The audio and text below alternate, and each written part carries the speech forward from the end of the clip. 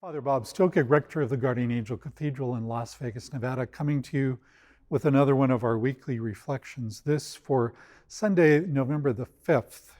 As we continue our journey through ordinary time, our readings point out phrases that we may have heard or we may have used throughout our own lifetime.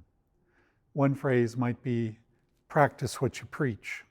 Let your actions match your teaching. And the other, do as I say, not as I do.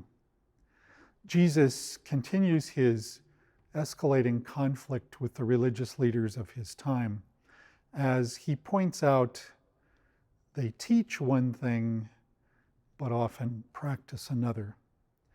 It's a great gospel challenge for us to think about as we move through these last weeks of ordinary time in this liturgical year. Many, many years ago, when I was a teenager growing up, one of the posters that I would see here and there would say something like, if you were charged with being a Christian, would there be enough evidence to convict you? Another way yet of saying, so often it's easier for us to speak than it is to let our actions speak for us. St. Francis of Assisi is said to have said, preach the gospel at all times, if necessary, use words, mindful that that example of the way in which we live our lives, our actions speak so much louder than our voice.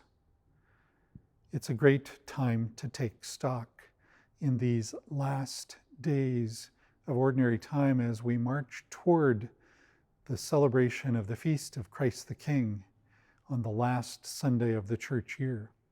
This year, having spent most of our journey in Matthew's gospel, the scene of the final judgment we'll be called to contemplate is that of giving food to the hungry, drink to the thirsty, visiting the newcomer and the sick and those imprisoned, and putting into practice in general those very attitudes and examples that underpin all of Christ's teaching.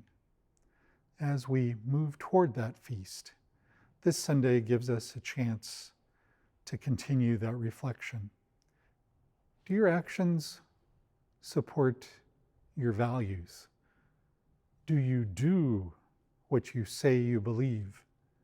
Or in our human journey, do we back away from that challenge just because it can be difficult? Wherever you are as you watch this reflection, we hope you and your family are well. We want you to know that here at Guardian Angel Cathedral, we keep you and them in our prayers. And we invite you to do the same until the time comes when you might join us live for worship at the Guardian Angel Cathedral in Las Vegas.